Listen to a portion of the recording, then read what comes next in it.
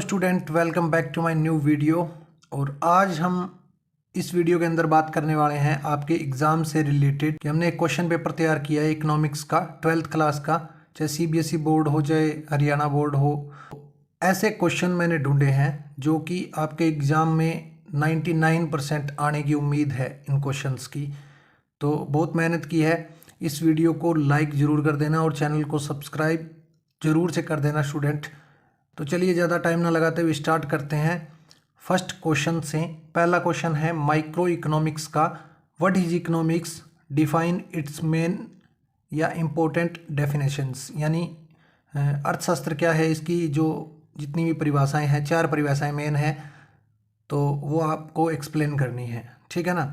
और एक बात और बताऊं मैं आपको, जितने भी क्वेश्चन अब यहाँ हम जो है रीड करेंगे उन सारे क्वेश्चन से रिलेटेड वीडियो अपने इस चैनल के ऊपर आपको मिल जाएगी। तो ज़्यादा बुक्स के साथ मत्था मारने की ज़रूरत नहीं है। 15 मिनट की या 20 मिनट की वीडियो होगी, वो आप देख लेना, उससे आपका काम चल जाएगा। तो चलिए सेकंड क्वेश्चन देखते हैं। What is the nature and scope of micro economics या इकोनॉमिक्स। बहुत ही इंपॉर्टेंट क्वेश्चन है स्टूडेंट ये, तो आप इसको अच्छे से तैयार कर लेना। फिर आगे थर्ड क्वेश्चन है define any for economic problem. Economic आर्थिक समस्याएं आपको बतानी है, ठीक है ना।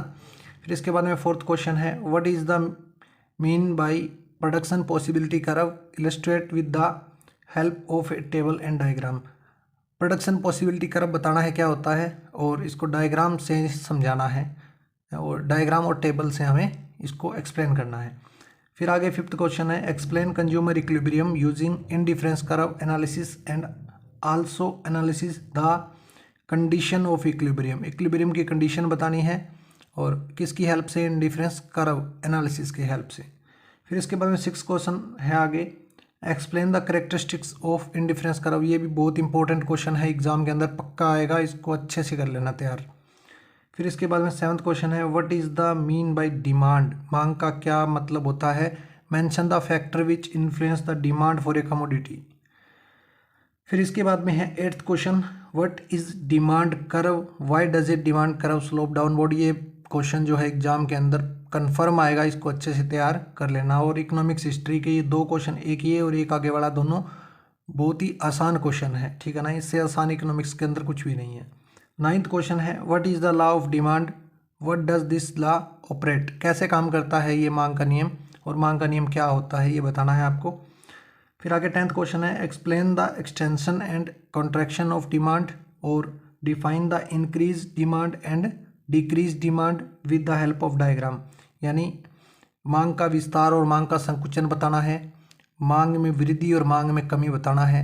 या ये क्वेश्चन एक और तरीके से भी आ सकता है कि एक्सटेंशन और इंक्रीज, यानी कि difference between extension of demand and increase of demand, मांग का विस्तार और मांग में वृद्धि, इन दोनों के अंदर क्या अंतर है। या फिर ये क्वेश्चन आ सकता है decrease in demand and contraction in demand, इन दोनों के अंदर क्या डिफरेंस है, ठीक है ना। तो ये अच्छे से पढ़, ये क्वेश्चन किसी भी तरीके से आए इसका आंसर सेम ही होगा, तो इसको अच्छे से तैयार कर लेना।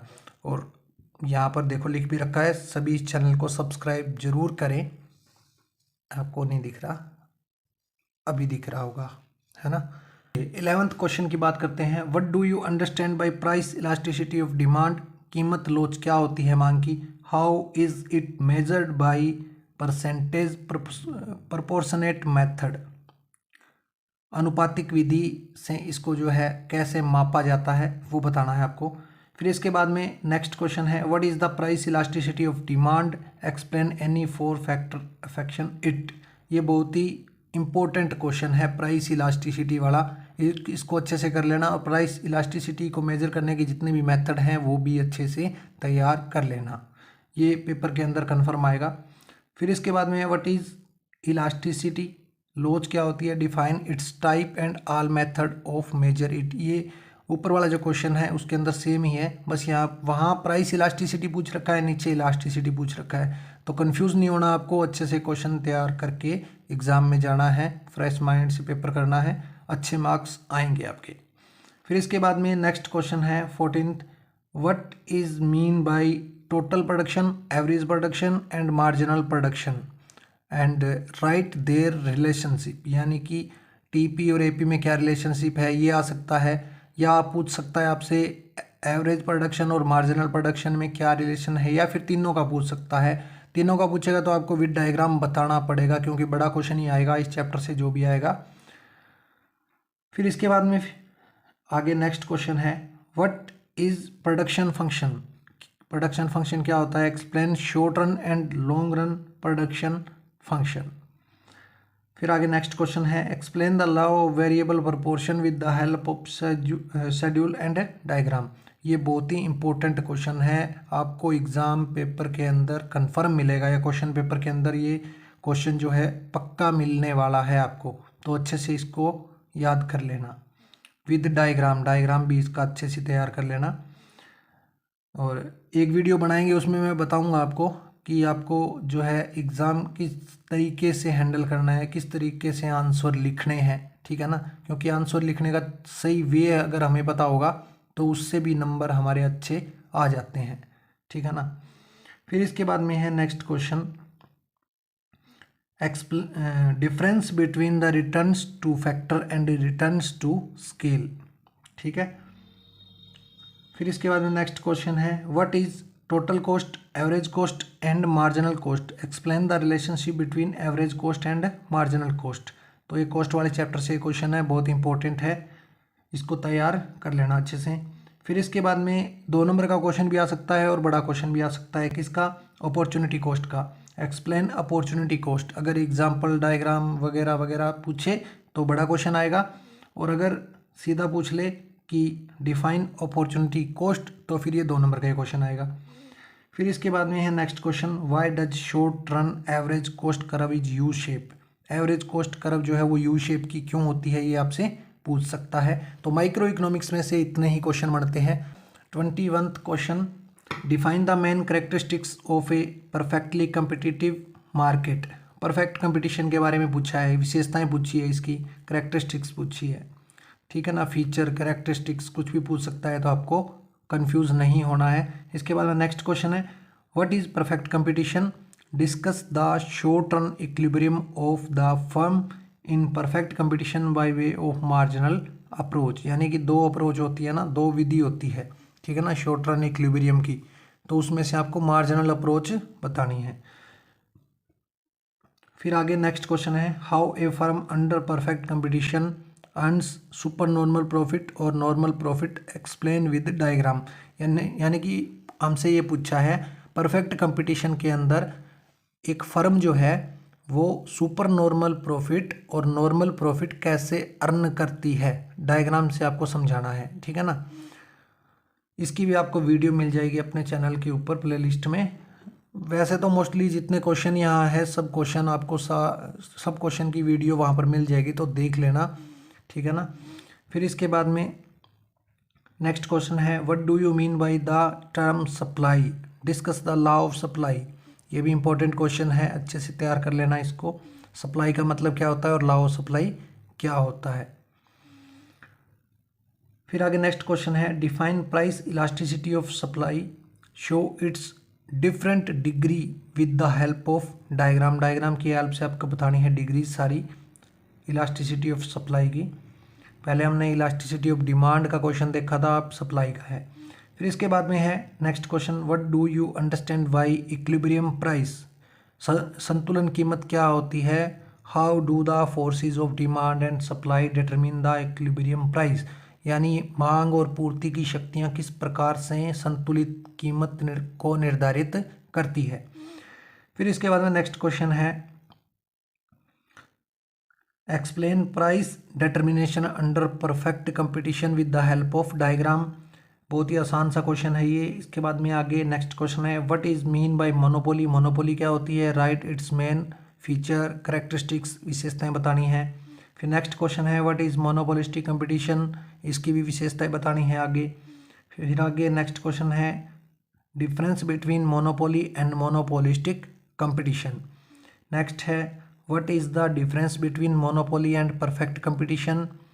फिर आगे है next question, what do you mean bye oligopoly, explain it's all characteristics. तो ये जितने भी कंपटीशन है इनमें से 2 क्वेश्चन पक्के आएंगे, ठीक है ना।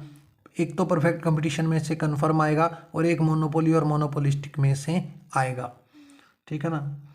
फिर इसके बाद में नेक्स्ट क्वेश्चन है comparison between perfect competition, monopoly and oligopoly. ये तीनों का कंपैरिजन पूछ रखा है। आगे फिर वही बात कि यहाँ से आप स्क्रीनशॉट लेके नोट कर लेना। Please subscribe this channel and like comment share this video. तो इस चैनल को सब्सक्राइब कर देना स्टूडेंट, आपके लिए ही ये सारी मेहनत कर रहे हैं और मोटिवेशन के लिए यार ये चीज़ ज़रूरी होती है कि आप कमेंट करो, लाइक करो, शेयर करो, सब्सक्राइब करो चैनल को, तो प्लीज़ कर दिया करो यार। तो स्टूडेंट अब हमारे सामने है मैक्रो इकोनॉमिक्स वाला पार्ट। माइक्रो के जितने क्वेश्चन थे हमने देख लिए, उनमें से मोस्टली क्वेश्चन एग्जाम पेपर में आपको मिल जाएंगे। अब बात करते हैं मैक्रो इकोनॉमिक्स के फर्स्ट चैप्टर से लेकर एंड तक कौन कौन से क्वेश्चन इंपॉर्टेंट है। और चलिए फर्स्ट क्वेश्चन की बात करें, what is macro economics. Macro economics क्या होती है, डिफाइन इट्स स्कोप। स्कोप इसका क्षेत्र बताइए आप क्या है। नेक्स्ट क्वेश्चन है explain the all type of economy. Economy कितने टाइप की होती है, 3 तरह की होती है। छोटा क्वेश्चन भी आ सकता है, बड़ा भी आ सकता है। चलिए आगे नेक्स्ट क्वेश्चन है explain circular flow of income in 4 sector economy with diagram. मैंने ये 4 सेक्टर का क्वेश्चन इसलिए दिया है क्योंकि इसके अंदर सारे कवर हो जाएंगे आपके 2 सेक्टर 3 सेक्टर मॉडल, सारे इसी 4 सेक्टर मॉडल के अंदर कवर हो जाएंगे, इसलिए इसको तैयार कर लेना तो बाकी पूरा चैप्टर ही तैयार हो जाएगा। ये कहीं से कोई क्वेश्चन आ जाए आप नहीं अटकोगे इसके अंदर। फिर आगे नेक्स्ट क्वेश्चन है what is national income accounting. राष्ट्रीय लेखांकन क्या होता है, एक्सप्लेन कीजिए। जीडीपी, जीएनपी, एनडीपी, एनएनपी, ये जो कॉन्सेप्ट हैं नेशनल इनकम वाले चैप्टर के अंदर, तो इनको अच्छे से पढ़ लेना। ये 2-2 नंबर के क्वेश्चन आ सकते हैं, ठीक है ना। और बड़ा क्वेश्चन आएगा तो वो आपसे मेजरमेंट पूछेगा कि नेशनल इनकम को कैसे मापते हैं, उसके कोई मेथड बताइए आप। या तो आपको स्पेसिफिक नाम दे देगा मेथड का, या फिर ये बोल देगा कि किसी भी मेथड से आप बताइए। फिर आगे है next question discuss in brief the various method of measuring national income. यानी कि जो भी मेथड्स हैं मेजरमेंट की नेशनल इनकम को, तो वो सारे आप बताइए। फिर आगे नेक्स्ट क्वेश्चन है what is meant by the error of double counting. दोहरी जो लेखांकन है, दोहरी गणना विधि जो है उसके बारे में पूछा है। How it can be avoided, क्या इसको अवॉइड किया जा सकता है। फिर इसके बाद में है नेक्स्ट क्वेश्चन डिफाइंड मनी। मनी क्या होती है, what are the main function of money. Money के कार्य पूछे हैं, ठीक है ना। फिर इसके बाद में नेक्स्ट क्वेश्चन है what are the difficulties of barter system. फिर इसके बाद में नेक्स्ट क्वेश्चन है what is money supply. Money supply क्या होती है, एक्सप्लेन इट्स वेरियस कॉन्सेप्ट। इसके वेरियस कॉन्सेप्ट आपसे पूछे हैं, M1 M2 M3 M4, वो चीज़ें आपको बतानी है यहाँ पे। फिर है आगे next question define the central bank and commercial bank. ये क्वेश्चन पक्का आएगा, या तो सेंट्रल बैंक का आ जाएगा या कॉमर्शियल बैंक का आ जाएगा, और फंक्शन पूछेगा आपसे, ठीक है ना, या डिफरेंस भी पूछ सकता है। फिर इसके बाद नेक्स्ट क्वेश्चन है व्हाट इज क्रेडिट, या क्रेडिट क्रिएशन भी पूछ सकता है, साख का निर्माण कैसे होता है, ठीक है ना। और explain all method of credit control. Credit को कंट्रोल करने के जो मेथड है वो बताइए। ये बड़े क्वेश्चन ही मैंने सारे लिए हैं, क्योंकि अगर ये बड़े क्वेश्चन आप याद कर लोगे ना सारे, तो फिर छोटे क्वेश्चन के अंदर मत्था मारने की कोई ज़रूरत नहीं है, यहीं से सारा कुछ कवर हो जाएगा। ये ऐसे क्वेश्चन है कि आप पढ़ लोगे तो पूरा चैप्टर ही कवर हो जाएगा आपका। फिर इसके बाद में नेक्स्ट क्वेश्चन है difference between full employment and less than full employment. पूर्ण रोजगार और अपूर्ण रोजगार क्या होता है, ये पूछा है। फिर आगे नेक्स्ट क्वेश्चन है according to Keynes how employment is determine in the economy. कैसे रोजगार का निर्धारण होता है अर्थव्यवस्था के अंदर, केन्ज के अनुसार बताना है आपको, ठीक है ना। एक क्लासिकल व्यू होता है, एक केंजियन व्यू होता है, तो केंजियन पूछा है यहाँ पे, कंफ्यूज नहीं होना, ओके। फिर आगे 14th क्वेश्चन है what is under employment equilibrium, explain with the help of diagram. फिर आगे नेक्स्ट है what is investment multiplier, explain it's working. What is the relationship of multiplier with MPC and MPS. MPC की definition भी याद कर लेना, MPS का भी याद कर लेना, ठीक है ना। और इन्वेस्टमेंट मल्टीप्लायर क्या होता है, ये किस प्रकार से काम करता है, ये जो है पूरा क्वेश्चन बहुत ही इम्पोर्टेंट है, ठीक है ना। ये एग्ज़ाम के अंदर आ सकता है क्वेश्चन, तो इसको अच्छे से तैयार कर लेना आप। फिर आगे नेक्स्ट क्वेश्चन है व्हाट इज बजट, बजट क्या है, define fiscal deficit and how can it be covered. जो बजट का घाटा होता है, राजकोषीय घाटा जो होता है वो कैसे पूरा किया जा सकता है, और बजट क्या होता है, ये क्वेश्चन पूछा है। तो आसान है काफ़ी, इसकी भी वीडियो मिल जाएगी आपको, तो इसको देख लेना आप। फिर इसके बाद में लास्ट क्वेश्चन है, 17th क्वेश्चन है, explain flexible exchange rate and also define it merit and demerit. यहाँ पे फ्लेक्सिबल एक्सचेंज रेट भी पूछ सकता है, एक्सचेंज रेट भी, सीधा एक्सचेंज रेट भी पूछ सकता है, तो आपको कंफ्यूज नहीं होना, मेरिट डीमेरिट इसकी याद करनी है। ये एक ही क्वेश्चन पूरे चैप्टर में से याद कर लेना, आपका काम चल जाएगा। तो आई होप कि आपको ये क्वेश्चन अच्छे लगे, और इन क्वेश्चन को अगर आप तैयार कर लोगे तो मैं ये गारंटी देता हूँ कि आपका स्कोर जो इकोनॉमिक्स के अंदर होगा वो 65+ हो जाएगा। ठीक है ना, ये मैं कंफर्म बोल सकता हूँ इस बात को। तो काफ़ी मेहनत लगी है वीडियो को तैयार करने में, क्वेश्चन को ढूंढने में, लिखने में, आपको बताने में। तो प्लीज़ स्टूडेंट वीडियो को लाइक करे बिना ना जाना, और एक प्यारा सा कमेंट कर देना, और चैनल को सब्सक्राइब भी कर देना, और अपने फ्रेंड सर्कल के अंदर भी चैनल को शेयर कर देना, इस वीडियो को भी शेयर कर देना। थैंक यू, मिलते हैं नेक्स्ट वीडियो के अंदर किसी अच्छे कंटेंट के साथ। तब तक के लिए हंसते रहिए, मुस्कुराते रहिए। Bye bye student.